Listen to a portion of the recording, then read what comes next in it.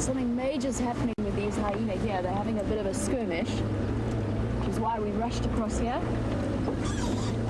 This might be difficult for some of you to watch, so sensitive viewers, I think, possibly turn away. This one hyena's being quite seriously attacked by the other two.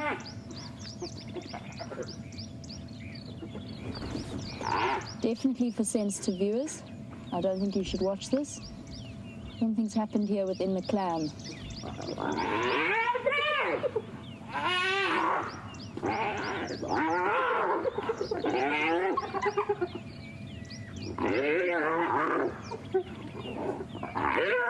Ooh. I'm not sure exactly what's gone on here.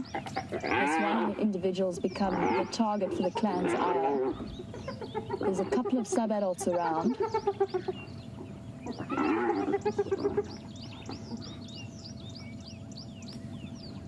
And again, very similar to what you saw with Scott.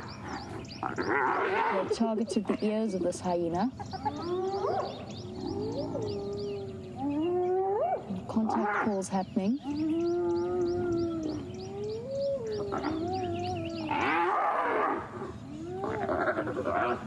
This hyena is desperate to try and get away from them, but really struggling. I can't tell if it's a male or a female.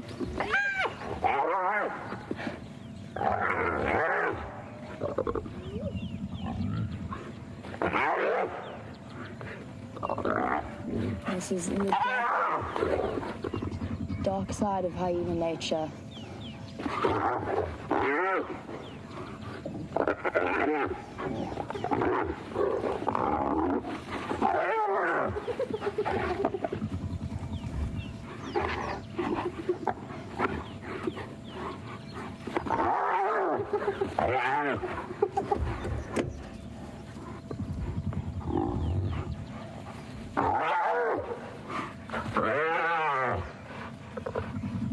Now we've got to be careful that we don't impact in any way on this interaction.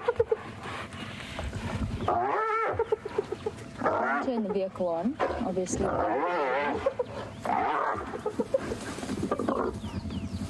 Moments like this are incredibly difficult to witness, and I don't have an explanation at the moment as to why they targeted this individual. It might have been an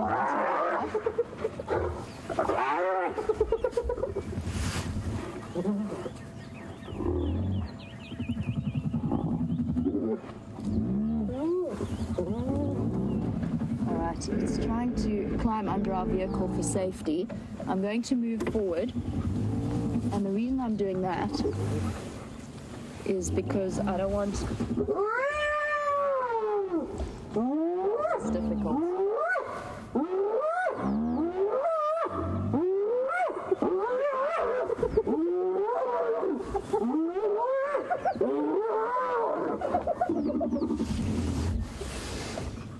It's trying to seek refuge underneath our back tire.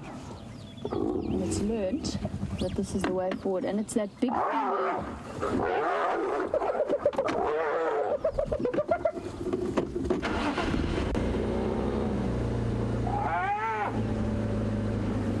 That's targeting it. We have to move forward for the vehicle's safety as well as Brian's. I don't want any hyena jaws reaching up by mistake.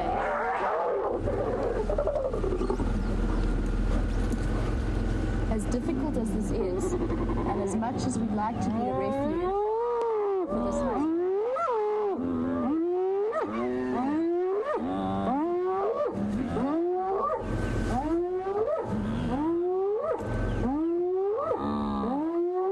trying to pass the rest of the clan.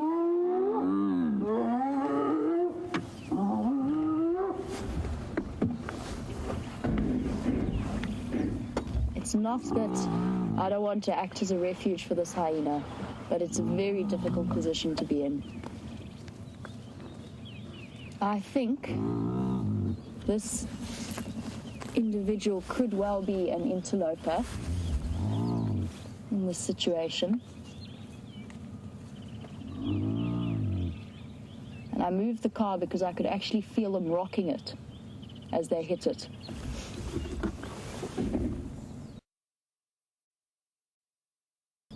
And those whooping calls, I think, have almost served to pacify. Guys, I'm going to turn around quickly. Very difficult situation to watch and observe.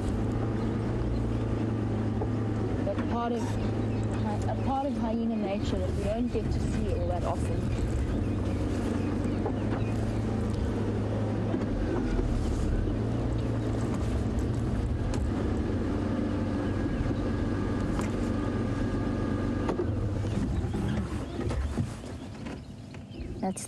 That is the main aggressor, the hyena on the left.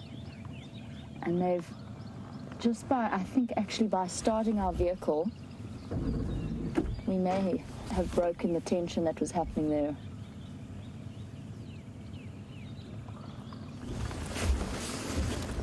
But hyenas, you can see how the sub-adults, which is also interesting, the sub-adults are always, from that sighting we had with Scott as well, they are involved in these skirmishes. Little one, let's have a look at you. I'm going to show you the injured hyena. We'll be okay.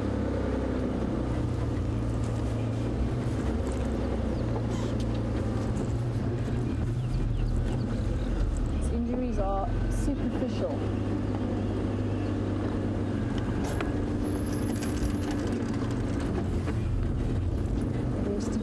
Attack group moving off.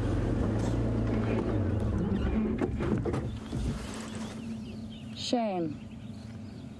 What happened? You did something to upset them. I don't know what it was.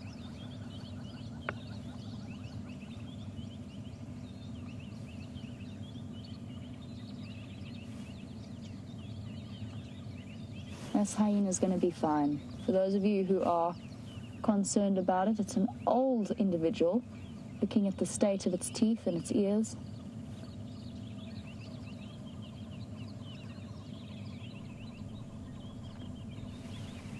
You can see how things have started to relax a little bit.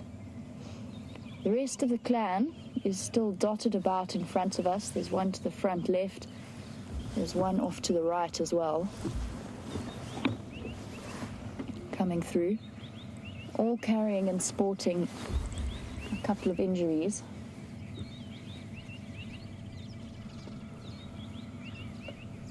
And the sub-adults are making their way back towards this individuals. The adult aggressors, from what I can see, have actually moved off slightly.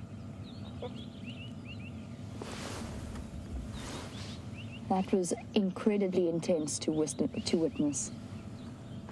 Nature at its absolutely most savage. She's got a considerable limp, and I think it is a female from what I can tell of the size. It might be a large male. It's really hard to tell. Her foot's injured. Jenny, with all of those hyenas surrounding us, were we in danger? No, I don't think so at any point. I tried to move the car because I was most concerned about the impact that we were having on the outcome of it. That hyena had sought refuge beneath us, but it actually, in a turn, trapped itself underneath. Is this hyena going to start another one? No. You can see how fearful the injured and attacked hyena is. Jenny, I don't think we were in any danger. No, don't come back under the car. Come on. Don't do that. Right, you can see there how nervous it is. But at the same time, when animals are in that sort of frame of mind and state of mind where fear and aggression are dominant, it was not a risk I was willing to take. In case that one of the hyenas tried to jump out of the way, I don't think they would ever intentionally attack us.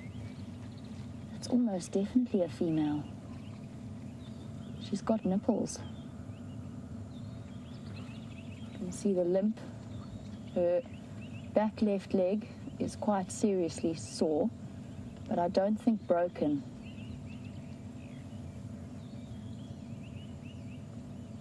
And the only reason I moved is because I felt I had to. I felt like we'd trapped that hyena as well. Or it had trapped itself. Paul, I don't know. Well, first of all, I think that it knows instinctively that running away now could trigger a chase response from the rest of these hyena. With the injuries that it has, starting to run now, and it could run, even though that left leg is seriously injured, it could still run. I've seen hyenas hop through on 3 legs, no problem. I think it's afraid to run. And we don't know exactly what happened here. All that attracted us was the noise of the goings-on. But I don't know why or what happened. I don't know if it's part of this clan or not, or if it was an intruder. I don't think so, though. There's a level of familiarity between them. That's subadult ignored.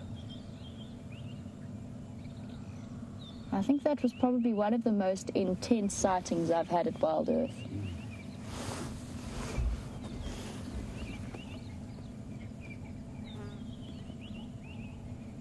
And James Richard, you were wondering if the hyenas clans will ever try to force out the very old, just because this hyena looks so old. Look, it's going straight back towards the den site, or at least towards the center of the clan's territory. This is not a foreign hyena. This is part of the clan. James, not as far as I know. I don't think they force out their old. I have seen ancient hyena living around den sites and at the clan, even though they're no longer breeding. I don't know. I can only offer you guesses as to what's happened here. Hyenas are predators. That is what they are. That is in their nature. And they're very intelligent creatures with a complex social system. I'm not following the injured hyena. I don't want to cause any disruption to it. And I want it to be able to have its senses on full alert. That is definitely one of the aggressors walking behind there. Stocky, big female. And the least injured of the group in terms of the adults. My guess, if I had to guess, and it is a guess, my guess would be an internal clan conflict, a subordinate stepping out of line. We've spoken before about the possibilities of coups within the hyena social structure itself. And something may have happened with that subordinate female that irritated the larger, higher-ranking females. And once they started to attack, it became a savage equivalent to a hunt, because the minute she started to squeal in pain, it triggers that hunting instinct within them, would be my guess. I would say almost certainly an internal conflict very similar to the one that you witnessed with Scott, that we also suspected was a clan member.